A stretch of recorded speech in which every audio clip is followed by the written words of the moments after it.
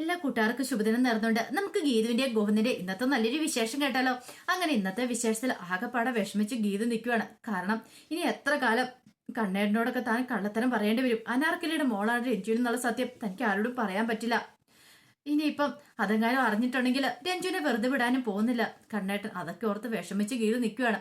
ഈ സമയത്ത് ഗോവിന്ദൻ അങ്ങോട്ട് വന്നിട്ട് ചോദിച്ചു, എന്ത് പറ്റി? നിന്റെ മുഖം എന്താ വല്ലായിരിക്കണം നിൽക്കും? ഒന്നുമില്ല, എനിക്കറിയാം നിന്റെ മനസ്സിൽ എന്തൊക്കെയോ ഒരു വിഷമം ഉണ്ടെന്നൊക്കെ ഗോവിന്ദ് ഇങ്ങനെ പറയുന്നുണ്ട്. പക്ഷേ എങ്കില് ഗീത പറഞ്ഞു, ഒന്നുമില്ല കണ്ണേട്ടാ, എനിക്ക് തോന്നുന്നേ നിന്നെ അമ്മ സ്വകാര്യമായി വിളിപ്പിച്ച് എന്തോ കാര്യം പറഞ്ഞിട്ടുണ്ട്. എന്ത് കാര്യമെന്ന് പറ. ഒന്നുമില്ല എന്ന് പറഞ്ഞില്ലേ, സാരമില്ല, നിന്റെ മനസ്സിലെ വിഷമം എനിക്കറിയാം. ഒരുപക്ഷെ അമ്മ ചെമ്പകശ്ശേരിയില് പോയി തനിച്ച് കഴിയണമെന്ന് ഓർത്തിട്ടില്ലേ, അത് കുഴപ്പമില്ല, അമ്മേനെ നമുക്ക് അറക്കിലേക്ക് കൊണ്ടുപോകാം. അറക്കി കൊണ്ടുപോയി നോക്കാം. ആ കാര്യത്തിൽ നീ ഇനി വിഷമിക്കണ്ടെന്ന് പറയാം.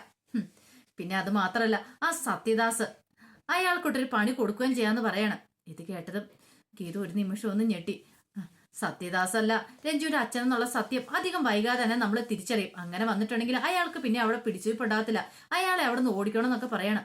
രഞ്ജു ഓർത്തു, അങ്ങനെ എന്തെങ്കിലും സംഭവിച്ചിട്ടുണ്ടെ പെടും. ഒരു പക്ഷേങ്കിൽ രഞ്ജുവിന്റെ അച്ഛനല്ല സത്യദാസ് എന്ന് അറിഞ്ഞു കഴിഞ്ഞാൽ പിന്നെ ഇനിയിപ്പം ഓരോന്നൊക്കെ നടക്കാനായിട്ട് പോകും. കാരണം അനാർക്കലിയുടെ മോളാരാന്നുള്ള സത്യം കണ്ടെത്തി കണ്ണേട്ടൻ പോവും. അങ്ങനെ പോയിട്ടുണ്ടെങ്കിൽ അവസാനം ആ സത്യം കണ്ടെത്തും.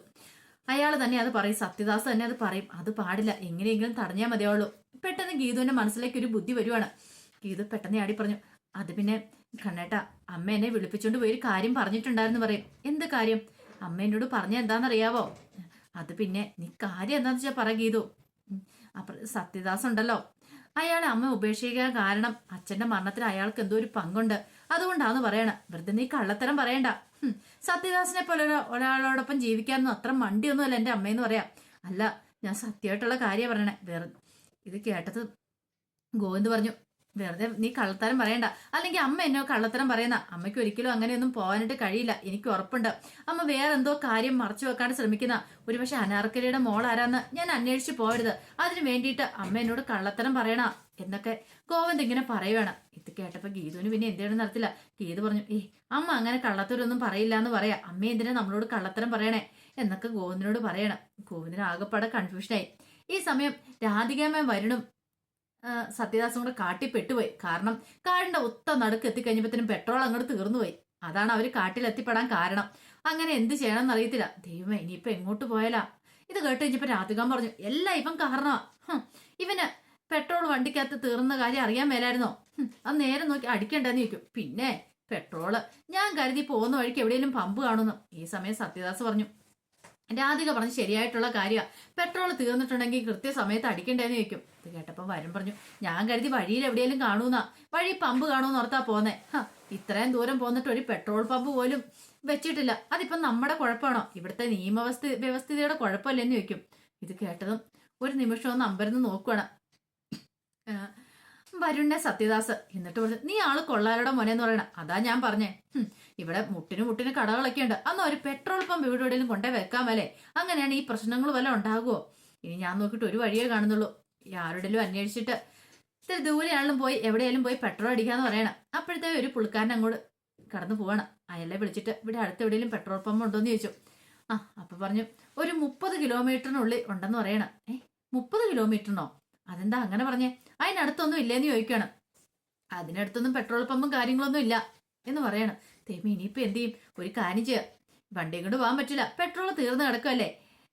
ഇനിയിപ്പം ഞാൻ നോക്കിയിട്ട് ഒരു വഴിയോ കാണുന്നുള്ളൂ, എങ്ങനെയെങ്കിലും അവിടം വരെ എത്തണമെന്ന് പറയാം. ആ സമയം അയാൾ പറഞ്ഞു, ഒരു കാര്യം ചെയ്യാം, ഇതിലൂടെ കുറുക്ക് കയറി പോവാണെങ്കിൽ പെട്ടെന്ന് തന്നെ അങ്ങോട്ടേക്ക് എത്താൻ പറ്റുമെന്ന് പറയണം. ശരിയെന്ന് പറയണം. അങ്ങനെ വഴി പറഞ്ഞു കൊടുത്തു. അവസാനം ജാറൊക്കെ ആയിട്ട് വരണം. അങ്ങോട്ട് പോകുമ്പോൾ രാധിക പറഞ്ഞു, ഞാനും കൂടെ വരാന്ന് പറയണം. സത്യദാസ് പറഞ്ഞു, പിന്നെ ഞാനായിട്ട് എന്തിനാ ഇവിടെ നിൽക്കുന്നത്, ഞാനും വരാന്ന് പറഞ്ഞ സത്യദാസും അങ്ങോട്ട് കൂടെ പോവാണ്. അങ്ങനെ അവര് നടന്നങ്ങോട്ട് പോയി. അങ്ങനെ സന്ധ്യയായി, ഇരുട്ടി, രാത്രിയായി. ഇവരെടുത്തും എത്തിയില്ല. എവിടെ എന്താണെന്നും മനസ്സിലാകുന്നില്ല. അങ്ങനെ അങ്ങോട്ട് പോകുന്ന സമയത്താണ് ഒരു സ്ഥലത്ത് കുറച്ച് പാട്ടും ഡാൻസും ഒക്കെ കാണുന്നത്. അവിടെ എന്താ വല്ല ഉത്സവം മറ്റോ നടക്കുവാണോ? നമുക്ക് നോക്കാം എന്നും പറഞ്ഞിട്ട് അവരങ്ങോട്ടേക്ക് ചെല്ലുവാണ്. ചെന്ന് കഴിയുമ്പോഴത്തേനും കുറെ ആൾക്കാർ കൂടെ നിൽക്കുന്നു. അവിടെ എന്തോ പാട്ടൊക്കെ നടക്കുന്നുണ്ട്. വലിയ വെട്ടവും വെളിച്ചവും ഒക്കെ കാണുന്നുണ്ട്. അങ്ങനെ ചെന്ന് കഴിഞ്ഞപ്പോ ഒരു നിമിഷം വരും ഞെട്ടിപ്പോയി. ഗീതു അല്ലേ നിന്ന് ഡാൻസ് കളിക്കുന്ന ഒരു ചിന്ത മനസ്സിലേക്ക് വരുവാണ്. അമ്മേ തെങ്ങ് നോക്ക്, ഗീതു എന്ന് പറയാണ്. പെട്ടെന്ന് സത്യദാസ് പറഞ്ഞു, ഗോവിന്ദല്ലോ എന്ന് പറയണം. അതെ, ഗോവിന്ദേണ്ണല്ല. ഗോവിന്ദേണ്ണ എന്ത് പറ്റി പോലും? അല്ല, ഗീതു മരിച്ചു പോയതല്ലേ, പിന്നെ എങ്ങനെ ഇവള് ഇവിടെ കിടന്ന് ഡാൻസ് കളിക്കുന്നേ ചോദിക്കണം. ഗോവിന്ദന്റെ ബോഡി കാണാൻ വേണ്ടി വന്നാണ്. എല്ലാരും. ആ സമയം ഒരു നിമിഷം സത്യാസ് പറഞ്ഞു, അത് ശരിയാണല്ലോ, ഒരു പക്ഷെ ഗീതു മരിച്ചിട്ടുണ്ടായിരിക്കില്ല, അതുകൊണ്ടായിരിക്കും അവളിങ്ങനെ. അങ്ങനെയാണ് ഗോവിന്ദ് എന്തിയെ? ഇനി പറയാൻ പറ്റില്ല, ഗോവിന്ദിനെ എങ്ങാൻ ഇവൾ അപകടപ്പെടുത്തിയോന്ന് പറയാൻ പറ്റില്ല. ഇത് കേട്ടതും രാധികമ്മ എടുത്ത് ദൈവമേ, എന്റെ കണ്ണൻ എന്തേലും പറ്റിയോന്നൊക്കെ ചോദിക്കുകയാണ്. ആ സമയം പതുക്കെ സത്യദാസിനോട് വരും പറഞ്ഞു, അങ്ങനെയാണ് നമ്മൾ രക്ഷപ്പെട്ടു. ഇവളുടെ തലയിലേക്ക് എല്ലാ കുറ്റങ്ങളും നമുക്ക് കെട്ടിവെക്കാം, പിന്നത്തെ കാര്യങ്ങളൊക്കെ ഓക്കെ ആയെന്ന് പറയണം. അങ്ങനെ അവരോട് നോക്കി നിൽക്കുന്ന സമയത്ത് അവർ ഡാൻസ് കളിച്ചിട്ട് ഗീതുവിന്റെ ഷേപ്പുള്ള ആ പെൺകുട്ടിയുടെ ഒപ്പം ഉണ്ടായിരുന്ന പുള്ളിക്കാരത്തി എല്ലാവരും പൈസ പിരിക്കുകയാണ്. കണ്ടോ, എനിക്ക് തോന്നി ഇവിടെ വന്നു കഴിഞ്ഞപ്പോഴത്തേനും ഗീതുവിന്റെ കയ്യിലെ പൈസയൊക്കെ തീർന്നു. പൈസ തീർന്നു കഴിഞ്ഞപ്പോഴത്തേനും വേറെ നിവൃത്തിയില്ലല്ലോ, ഇനിയിപ്പോ അവൾക്ക് അങ്ങോട്ടേക്ക് മടങ്ങി വരാൻ പറ്റാത്തതുകൊണ്ട് അവൾ ഇവിടുന്ന് പൈസ പിരിക്കുകയെന്ന് പറയാണ്. ഇത് കേട്ട് കഴിഞ്ഞപ്പോ പെട്ടെന്ന് തന്നെ ഒരു നിമിഷം ഒന്ന് സത്യദാസ് ആലോചിച്ചു, അല്ലാതെ ഗീതു തന്നെയാണെന്ന് ഉറപ്പുണ്ടോന്ന് ചോദിക്കാം. എനിക്ക് അങ്ങനെ തോന്നേ, ഗീതുവിനെ പോലെ തന്നെ ഉണ്ടെന്ന് പറയാണ്. അങ്ങനെ കുറെ സമയം കൂടെ കഴിഞ്ഞു. അങ്ങനെ എല്ലാവരും മുന്നിൽ കൂടെ വന്ന് ഇങ്ങനെ പിരിവ് നടത്തുവാണ്.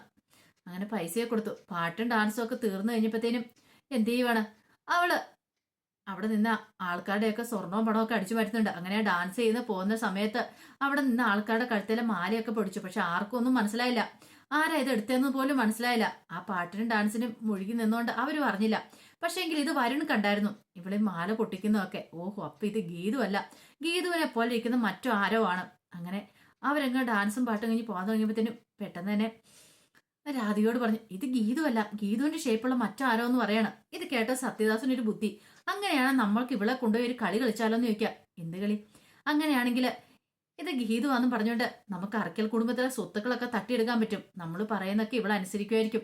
കാരണം ഇവൾ പൈസയ്ക്ക് വേണ്ടല്ലേ ഇവിടെ കിടന്ന് ഈ കളികളൊക്കെ കളിക്കുന്നത്. ഇവൾക്ക് വമ്പൻ തുക ഓഫർ ചെയ്യുവാണെങ്കിൽ ഇവൾ നമ്മളോടൊപ്പം പോരും, നമ്മളോടൊപ്പം വന്ന കാര്യങ്ങളൊക്കെ അഭിനയിക്കുമെന്ന് പറയണം. അത് ശരിയാണല്ലോ, ഒരു കാര്യം ചെയ്യാം, നമുക്ക് ചോദിക്കാന്ന് പറയണം. അങ്ങനെ തിരിഞ്ഞു പോയി കഴിഞ്ഞപ്പോഴത്തേനും അവരെ കണ്ടില്ല. പരണം അങ്ങോട്ട് പോയി നോക്കിക്കഴിയുമ്പോൾ ഒരു വീടിന്റെ മുന്നില് അവരും ഗീതുവിന്റെ കൂടെയുള്ള ആ പുള്ളിക്കാരത്തി നിൽക്കുന്നുണ്ട്. ഗീതു അല്ല, ആ പെൺകുട്ടി നിൽക്കുന്നുണ്ട്. ഇതേ തെങ്ങ് നോക്ക്, അവരവിടെ പോയിരിക്കുന്നുണ്ടെന്ന് പറയണം. അങ്ങനെ അവർ രണ്ടുപേരും കൂടെ ആ വീട്ടിലേക്ക് ചെന്നു. ഗീതുവിന്റെ ഷേപ്പുള്ള ആ പെൺകുട്ടി പിന്നെ കൂടെയുള്ള ചേച്ചിയും കൂടെ. രക്ഷപ്പെട്ടു, ഇന്നത്തെ കാര്യം കുശാലായല്ലേന്ന് ചോദിക്കുകയാണ്. ഞാനോർത്തു ഒന്നും കിട്ടത്തില്ല എന്ന് കരുതിയതാ, ആവശ്യമുള്ള പൈസ ആയെന്നൊക്കെ പറയണം. ആ സമയത്താണ് അങ്ങോട്ടേക്ക് അനാർക്കലി വരുന്നത്. കൊള്ളാം, സൂപ്പറായിട്ടുണ്ട്, തകർത്ത് രണ്ടുപേരും കൂടെ അഭിനയിച്ചല്ലോ എന്ന് പറയണം. അപ്പൊ അനാർക്കലി ആ ഭാഗത്ത് എവിടെയോ ഉണ്ടായിരുന്നു. അപ്പോഴേക്കും രാധികാമ്മ വരണു അങ്ങോട്ടേക്ക് വരുവാണ്. ഈ സമയം സത്യദാസും കൂടെ വന്നു. പിന്നീട് ചോദിച്ചു, അല്ല അനാർക്കലി നീ എന്താ ഇവിടെ? ഞാനിങ്ങോട്ട് വരുന്ന വഴിക്ക് വഴി തെറ്റി അവസാനം ഇവിടെ വന്ന് പെട്ടാന്ന് പറയണം. അല്ല നിങ്ങളെന്താ ഇവിടെ? വരുന്ന വഴിക്ക് പെട്രോൾ തീർന്നു ഇപ്പൊ വേറെ നിവൃത്തിയില്ലായിരുന്നു, അങ്ങനെ ഞങ്ങൾ ഇവിടെ വന്ന് പെട്ടാന്ന് പറയാണ്. ഒരു നിമിഷം എന്ത് ചെയ്യണമെന്ന് അറിയത്തില്ലാതെ പോയി അനാർക്കലി പറഞ്ഞു, ഇനിയിപ്പൊ എന്ത് ചെയ്യാനാന്ന് ചോദിക്കുക. എന്ത് ചെയ്യാനാ, ഞാൻ ചില പണികളൊക്കെ ഒപ്പിക്കാൻ പോവാന്ന് വരുൺ പറയാണ്. എന്ത് പണികള്? അതൊക്കെ കണ്ടോളാൻ പറയണം. ഗീതുവിന്റെ ഷേപ്പുള്ള ഇവളെ വെച്ചിട്ട് കളി കളിക്കാൻ തന്നെ തീരുമാനിച്ചെന്ന് പറയണം. പിന്നീട് അവളുടെ അടുത്തേക്ക് ചെന്നിട്ട് പറഞ്ഞു, മാർഗം കളിക്കാരി ഒരു കാര്യം ചോദിച്ചോട്ടെന്ന് ചോദിക്കുക. ഇത് കേട്ടോ അവരൊന്ന് തിരിഞ്ഞു നോക്കി. പെട്ടെന്ന് കന്നഡയിലോ തെലുങ്കിലോ എന്തൊക്കെയോ സംസാരിക്കുകയാണ്. ഈ സമയം വരും പറഞ്ഞു, ഇതെന്ത് ഭാഷ അച്ഛാ, ഒന്നും മനസ്സിലാവുന്നില്ലോ എന്ന് പറയണം. അത് ശരിയാ, ഇനിയിപ്പൊ നമുക്കറിയത്തില്ലാത്ത ഭാഷയാണല്ലോ. പെട്ടു, ഇവൾക്ക് മലയാളം അറിയത്തില്ലെങ്കിൽ ഇനി ഒന്നും ചെയ്യാൻ പറ്റില്ല, ഇവളെ കൊണ്ട് അഭിനയിപ്പിക്കാന്ന് കരുതിയതാ.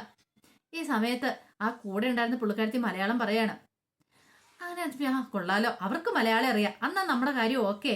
പിന്നീട് ഗീതു പറഞ്ഞത് ട്രാൻസ്ലേറ്റ് ചെയ്ത് കൊടുക്കുകയാണ്. നിങ്ങൾക്ക് എന്താ വേണ്ടതെന്ന് ചോദിക്കുന്നേ. ഞങ്ങൾക്ക് നിന്നെ വേണമെന്ന് പറയണേ. എന്നെയോ?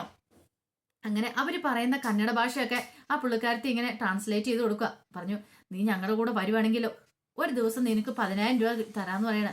10,000 രൂപയോ? അതൊക്കെ ആർക്ക് വേണമെന്ന് ചോദിക്കാം. ഇത് കേട്ടത് അനാർക്കലി 25,000 രൂപ ഓഫർ ചെയ്തു, കൂടെ വരുവാണെങ്കിൽ 25,000 രൂപ തരാന്ന്. പിന്നെ അവൾ ആലോചിച്ചു, ഒരു ദിവസം ഡാൻസ് ചെയ്ത് കിട്ടുന്ന 1000 രൂപയാ, 1000 രൂപകളെ കിട്ടത്തുള്ളൂ. അങ്ങനെയാണ് ഇവരുടെ കൂടെ പോണേ 25,000 കിട്ടുവാണെങ്കിലോ അത് നല്ല കാര്യമല്ലേ? അങ്ങനെയാണെങ്കിൽ ഡീൽ ഉറപ്പിക്കുവാണ്, ഞങ്ങളൂടെ വരണം, ഞങ്ങൾ പറയുന്നതൊക്കെ നീ ചെയ്യണം, കുറച്ച് നാളത്തേക്ക് മതി, അതിനുശേഷം നിനക്ക് നിന്റെ ഇഷ്ടം പോലെ പോവാന്ന് പറയണം. ഇത് കേട്ട് കഴിഞ്ഞപ്പത്തിന് അവള് പറഞ്ഞു, അതെ 25,000 രൂപയാണ് ഓക്കെ എന്ന് പറയണം. ഓഹോ, അപ്പൊ നിനക്ക് മലയാളം അറിയാല്ലേ, മാർഗം കളിക്കാരിന്ന് വരും ചോദിക്കുകയാണ്. മാർഗം കളിക്കാരിയല്ല, ഞാൻ മാർഗഴിയാന്ന് പറയണം. മാർഗഴി ആടും കൊള്ളാം, എന്താണെങ്കിലും കൊള്ളാന്നൊക്കെ പറയണം. ഒരു കാര്യം പറയാം, നീ ഞങ്ങളുടെ വരണമെന്ന് പറയാം. വരാന്ന് പറഞ്ഞല്ലോ. ഈ സമയത്ത് സത്യദാസ് പറഞ്ഞു, ഒരു കാര്യം ചെയ്യാം, ഇതിനകത്ത് പണമുണ്ട്, ഇതിനകത്തുനിന്ന് കുറച്ച് പൈസ എടുത്തോണ്ടെങ്കിൽ നമുക്ക് പെട്രോൾ വാങ്ങിക്കാം, നമുക്ക് ഇവളെയും കൊണ്ട് പോകണ്ടേന്ന് നിൽക്കണം. അത് ശരിയാന്ന് പറയണം. ആ സമയത്ത് അവരാ ബാഗിലേക്ക് നോക്കണം. ബാഗ് നിറച്ചും പണമാണെന്ന് മനസ്സിലായി. പിന്നീട് ആ മാർഗഴി എന്ത് ചെയ്യണം തന്റെ കൂടെയുള്ള ആ പുള്ളിക്കാരത്തെ അടുത്ത് നിന്നിട്ട് ചില കാര്യങ്ങളൊക്കെ ഇങ്ങനെ പറയാണ്. അതിനുശേഷം അവര് പറഞ്ഞു, ഒരു കാര്യം ചെയ്യാം, നിങ്ങൾ ഇവിടം വരെ ഇത്ര ദൂരം വന്നതല്ലേ, എന്തേലും കുടിക്കാൻ വേണ്ടേ, നിങ്ങൾക്ക് കുടിക്കാൻ തരാന്ന് പറയണം. ഇതെന്താ, ഇത് കുറച്ച് പഴച്ചാറാ, കുടിച്ചോളാൻ പറയണം. അങ്ങനെ അവർക്ക് എല്ലാവർക്കും കൂടെ പഴച്ചാറ് കൊടുക്കുവാണ്. പഴച്ചാറ് കൊടുത്ത് അവര് കുടിച്ചു. ഈ സമയത്ത് മാർഗഴി നേരെ കൂടെയുള്ള ആ ചേച്ചിനെ നോക്കി കണ്ണിറുക്കി കാണിക്കണം, ഒന്ന് ചിരിക്കുവാണ്. അവരുടെ നോട്ട ആ ഭാഗ്യമേലായിരുന്നു. അപ്പൊ അതിന്റെ വിശേഷമൊക്കെ നമ്മൾ കണ്ടേ. ഇതിന്റെ ബാക്കി വിശേഷമായിട്ട് വൈകുന്നേരത്തെ പ്രമോയി വരാട്ടോ. ഒരിക്കൽ കൂടി എല്ലാവർക്കും ശുഭദിനം നേർന്നുകൊണ്ട് നിർത്തുന്നു.